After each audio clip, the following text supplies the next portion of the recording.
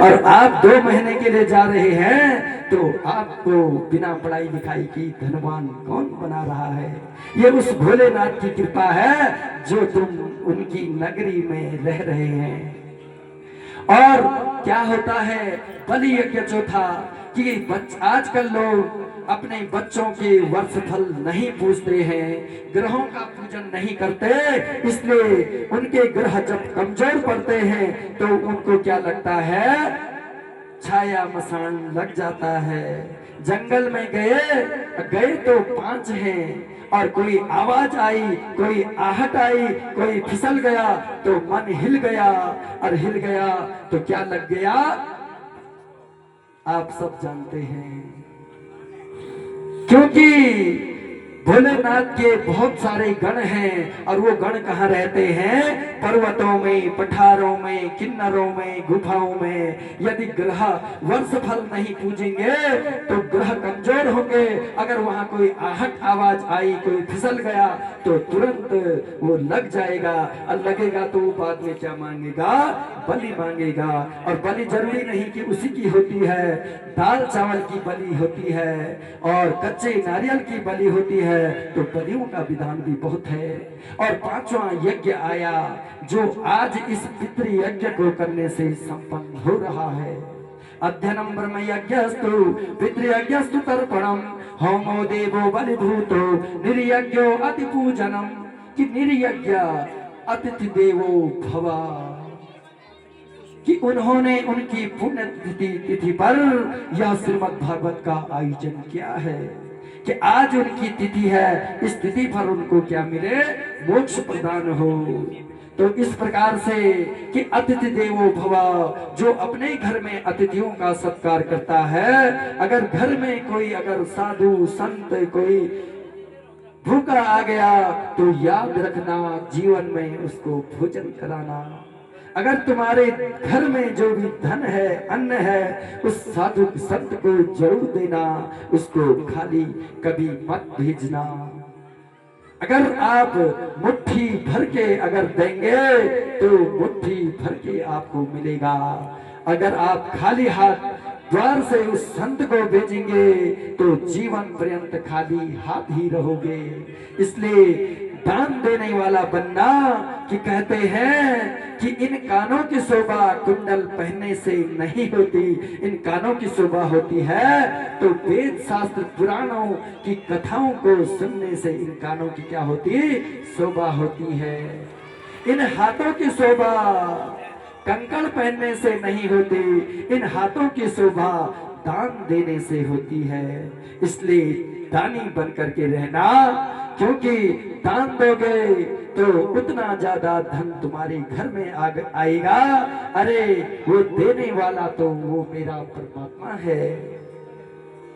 जितना दान करोगे उतने तुम्हारी घर में धन की वृद्धि होगी, अन्न की वृद्धि होगी।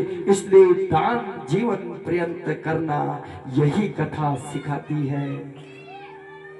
समय के अनुकूल आगे हम कि कलयुग के कलुषित प्राणियों का कल्याण की कामना से श्री कृष्ण भगवान जी शब्द विग्रह के रूप में भागवत के मध्य क्या है? विराजमान है। और भगवान के अंतर्हित होते ही कलयुग ने पैर जमाना क्या कर दिया? प्रारंभ कर दिया।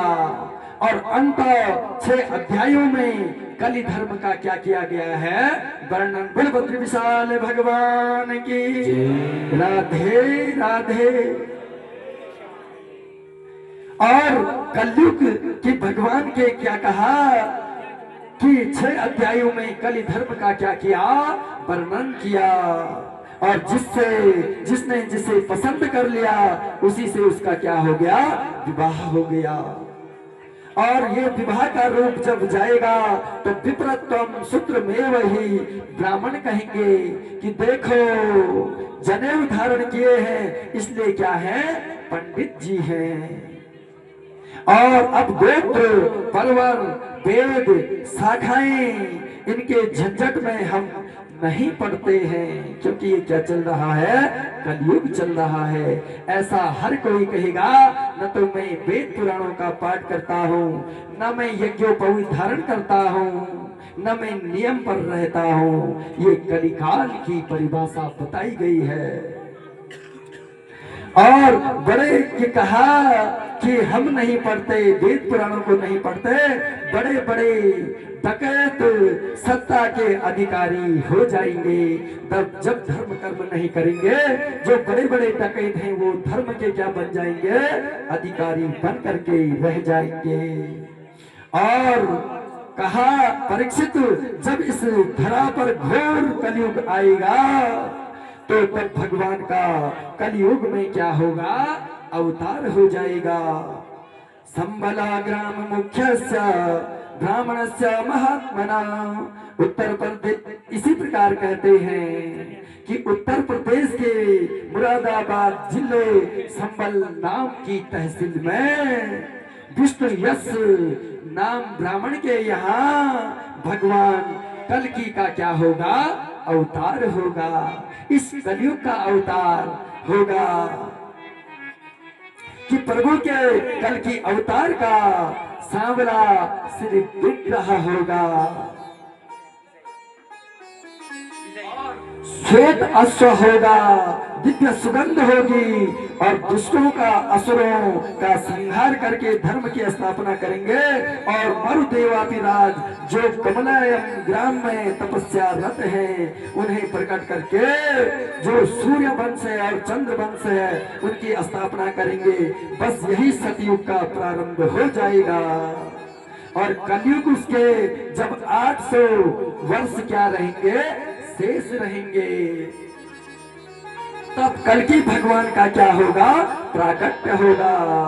और कलयुग की आयु कितनी है, 4,32,000 वर्ष है। जो कलयुग चल रहा है इसकी आयु कितनी है, 4,32,000 वर्ष है। और जिसमें अभी भी लगभग 5116 वर्ष क्या हुए हैं, व्यतीत हुए हैं। बोले बद्री विशाल भगवान की। अभी 5116 वर्ष ही क्या हुए हैं, व्यतीत हुए हैं। और सुखदेव जी कहते हैं कि भविष्य की घटनाओं का भी संकेत दिया। और बोले परीक्षित कि अब अपने राम चलते हैं, समय पूरा हो गया। परीक्षित बोले हाँ, कि आप भी जाओगे, ऐसा कह रहे हैं।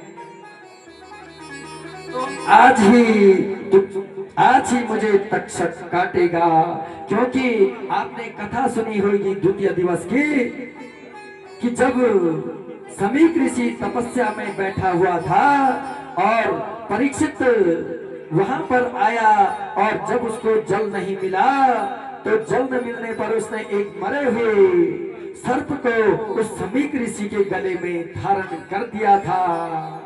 और समीक ऋषि ध्यान मग्न थे, और जैसे ही कुछ देर बाद उनके पुत्र श्रृंगी आए और उन्होंने देखा कि परीक्षित ने मेरे पिता के गले में मरे हुए सर्प को डाला, तो उसने श्राप दे दिया कि आज से 7 दिन के भीतर तेरी क्या होगी, मृत्यु होगी।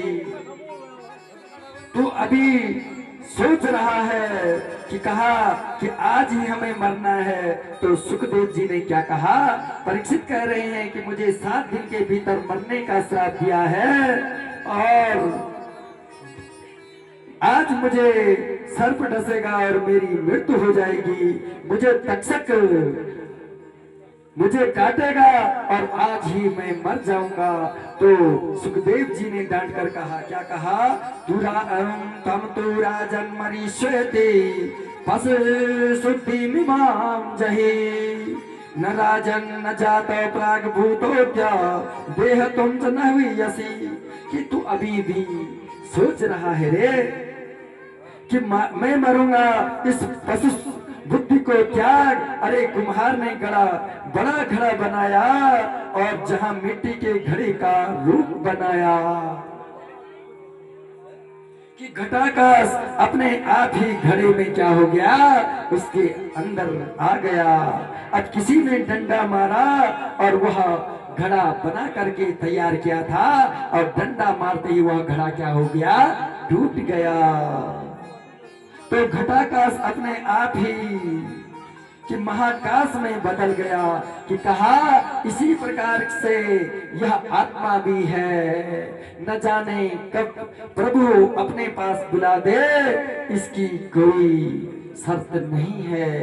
कहते हैं आत्मा अजर और अमर है। कि गीता में कहा गया है, नैनम छिदन्ति शस्त्राणि नैनम दहति पावका न क्लेदयन्तापो न शोष्यति मारुतः। कि जो ये आत्मा है, न इसको शस्त्र के द्वारा काटा जा सकता है। नैनम छिदन्ति शस्त्राणि नैनम दहति पावका। न इस आत्मा को, इस शरीर को अग्नि जला सकती है, न क्लेदयन्तापो, और न इसको वायु हवा सुखा सकती है, न शोष्यति मारुता, न क्लेदयन्तापो, न इस आत्मा को जल में घुलाया जा सकता है, न शोष्यति मारुता, न इसको वायु के द्वारा सुखाया जाता है। यह आत्मा अजर और अमर है। अर्जुन कहते हैं अहम आत्मा गुणाकेशा। कि है अर्जुन, मैं तेरी अंतर आत्मा में हूँ, इसलिए ये आत्मा न हन्ति न हन्यते, न इसको मारा जाता है और न यह मरती है। यह अजर और अमर है, इसलिए मनुष्य जीवन मिला है तो जीवन पर्यंत परोपकार करना, पुण्य करना, धर्म कर्म करना। जहाँ पर लोग दूसरों की सहायता कर रहे हैं, वहां भी तुम सहायता करने वाला बनना। इसी से आपका बेड़ा पार होगा। क्योंकि पत्नी, पति, पुत्र, पुत्री, नाती, पोते, इष्ट, मित्र, ये सब हैं, लेकिन ये कब तक के साथी हैं? जब तक तुम जीवित हैं, जब तुम इस लोक